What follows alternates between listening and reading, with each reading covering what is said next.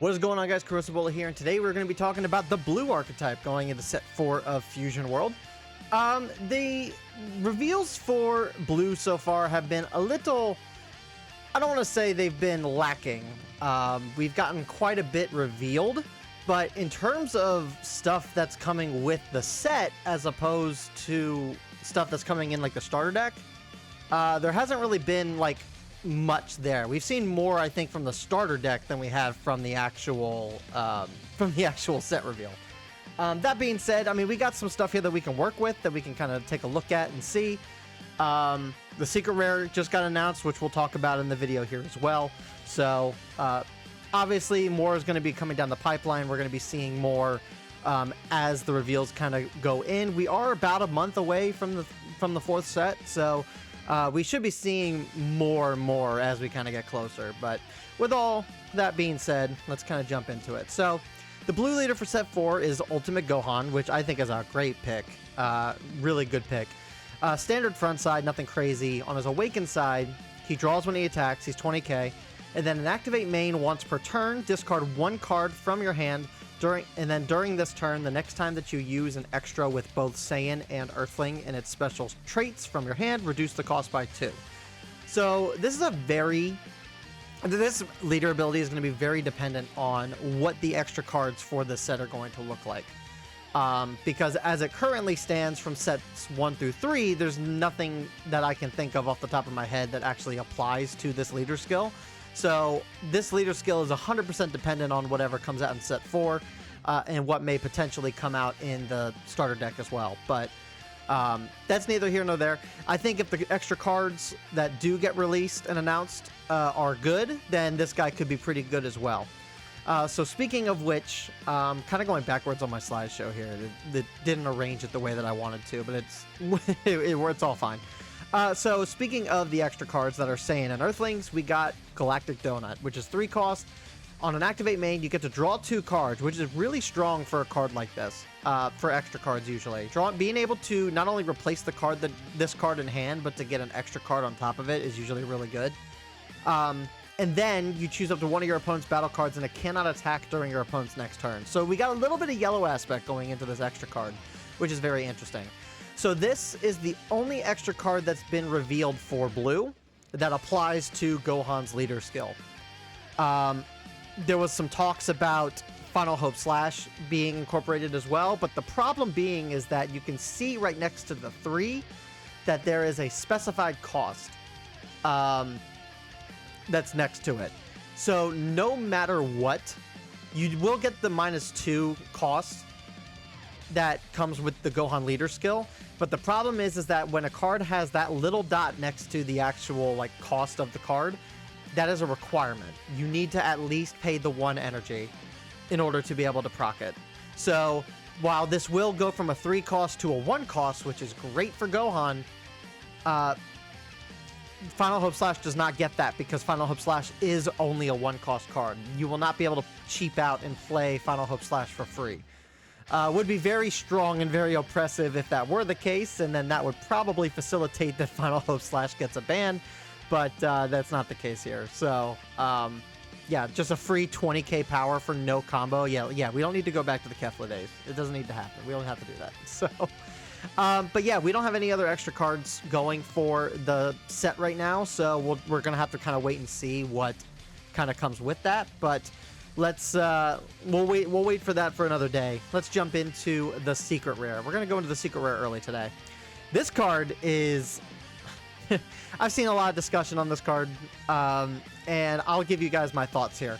But this card's nuts. So for 6 cost, 40k power, we got Vegito from Buu Saga.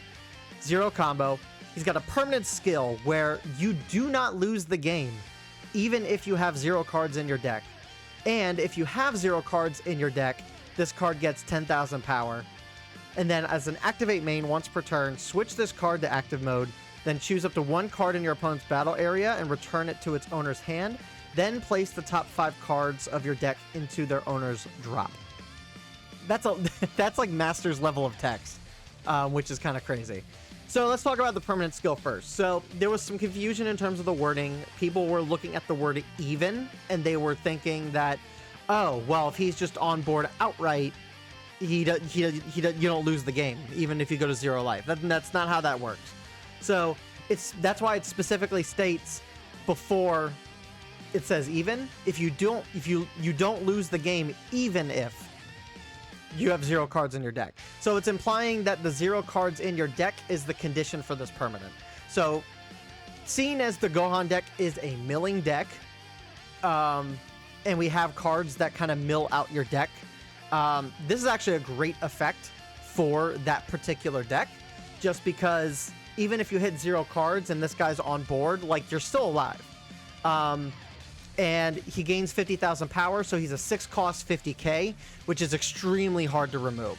You can just look at a lot of the 40, 45, 50k cards that are in green. Like, those cards are not easy to remove. So, yeah, blue can bottom deck it with Zeno, but it's still like a one card out of every other, like, out of the rest of the game.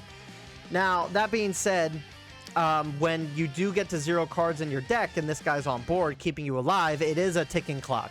You do have a ticking time bomb in terms of what you are able to do. If there's we don't have any means, at least revealed yet, in terms of, we don't have any cards yet that have been revealed that will allow us to cycle cards from our drop back into our deck. Also, all we really have is like hand recursion with like Videl and Pilaf and all that stuff. So once you hit 0 cards in your deck, you're not drawing anymore. You're not losing, but you're not getting a draw. So you're stuck with whatever is left in your hand, and you better hope you got some drop recursion stuff in hand to kind of help you out, because otherwise you're going to be you're going to be hurting quite a bit. Because you're going to have to defend against your life, because at that point your opponent may just opt to just go after your life pool as opposed to just taking this guy out on board. So that's one negative aspect of this card, but it depends on how often are you going to be milling your deck. How often will you be milling your deck? And it may be that this Gohan deck, maybe you want to run 60 cards because of the milling aspect. We'll have to see. But the secondary ability, I think, is going to be really good in every single deck. So it's an activate once per turn. You get 2 swings off this guy for 40k. That's super strong, and that's a lot better than the Vegito Blue card, who's only a 30k double swinger. There's no restriction in terms of card size in hand, so just outright, this guy outright just gets 2 swings, 40k thousand, which is more to say than for the 5 cost, who you need to have 7 or fewer cards in order to reset them. You're also bouncing something back to your opponent's hand, with no cost restriction compared to the 5 cost Vegito. So that's great. But you do have the negative detractor of you are milling the top 5 cards of your deck to your owner's drop.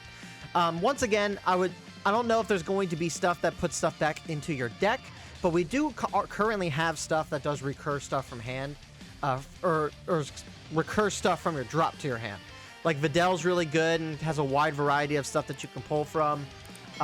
There's always the possibility that you'll be able to play stuff from your drop as well.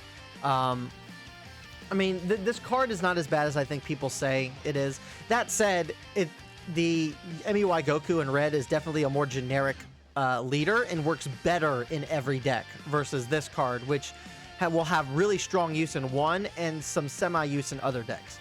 Like, for example, like Vegeta. You're probably only running 1 or 2 copies of this guy in Vegeta because you don't want to be milling your deck out that fast. But that being said, it does depend. Again, we're dependent on what the rest of the set kind of looks like. Then we have the new Double Striker from the starter deck, which is Vegeta. He's 5 cost, 35k power, Double Strike. On play, choose up to one of your opponent's battle cards with a cost of 3 or less and place it at the bottom of its owner's deck. Then, if you have 7 or fewer cards in your hand, draw 1 card.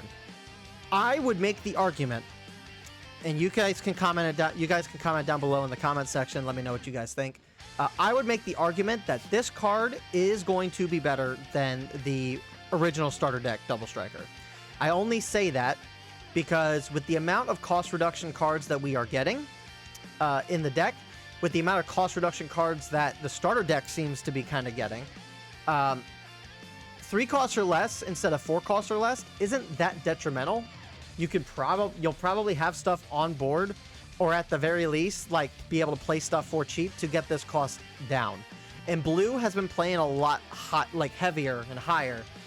You're not always playing your double striker on turn 5 because knowing how the strat is, and people know how to get around blue pretty decently at this point, you're not always playing double striker on turn 5. So the 3 costs or less aspect, you'll probably be able to play this guy on turn 6, turn 7, play 1 cost Mai to lower something detrimental on board, and then you can play this guy and still get the effect off. But the big aspect of this guy is that you're replacing him in hand if you have 7 or fewer cards, which is a big deal. It's a lot. That's a much more useful skill than just bottom decking a 4 cost or less with the original double striker. So I would make the argument that this guy is better all around. Not to say that you won't get use out of the other double striker, but I think the effect that this guy has is just better than what the original one is.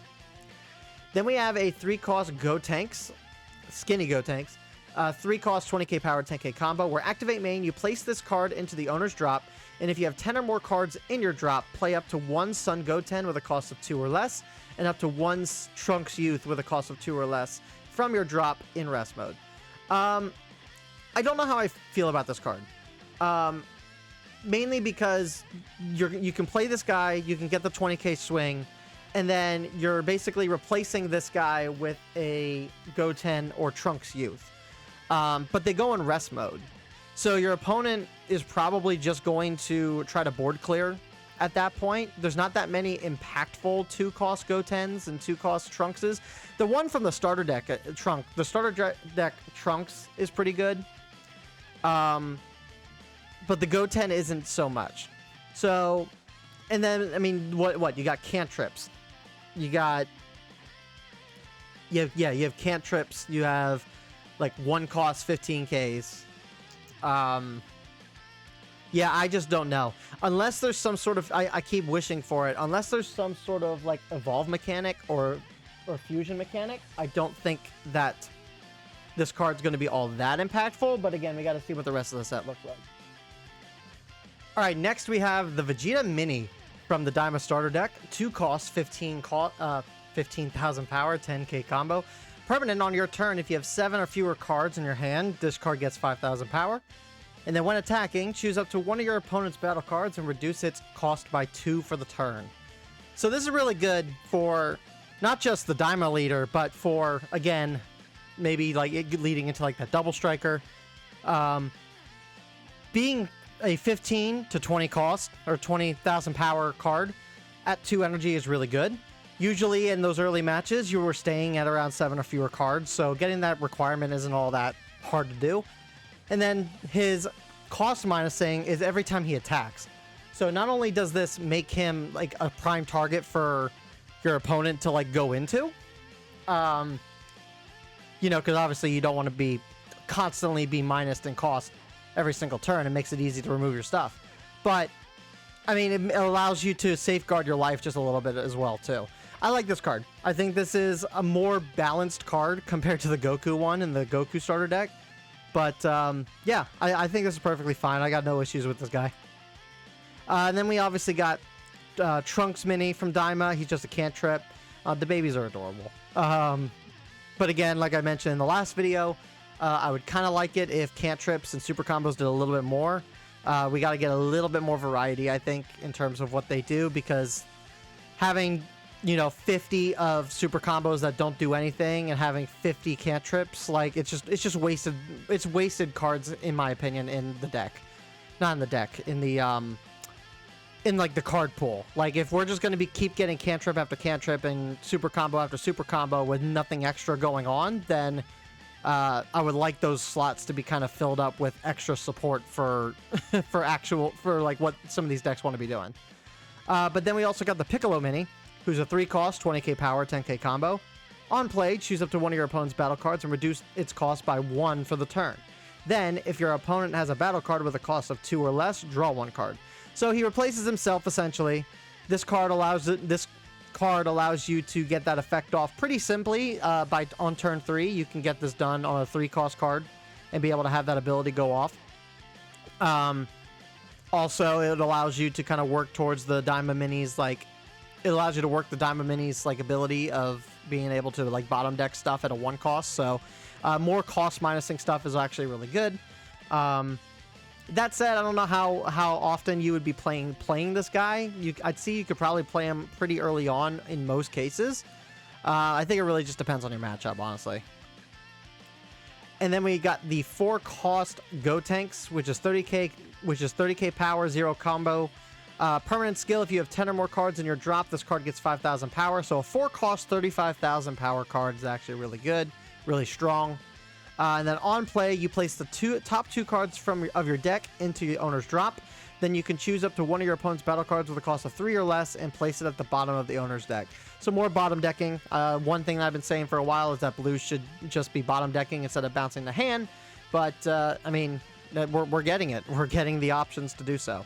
And it makes sense because playing this on curve, like your turn 4 to your opponent's turn 3, your opponent probably just played a 3-cost or less last turn. So this on-play effect is going to go on without a hitch. What's cool is that you're able to play the 3-cost Gotenks, swing with the 3-cost Gotenks, and be able to play this fairly easy off of them to be able to play them for free. So that 0 combo cost in hand gets replaced with the 10k 3-cost that's on board. I like the tech with it. I really like the tech with it. But that's going to do it for blue, guys. Thank you guys so much for watching. If you guys enjoyed the video, please let me know down in the comments below. Let me know what you guys think of blue so far. Is there something here that's missing that you would like to see included in this deck? Maybe there's something specific in terms of its abilities. What's an extra card that you would want to see that can be procced off of the leader ability? But that's going to do it, guys, for me. Like and subscribe if you guys enjoyed this video, and I will see you guys all in the next one. Peace.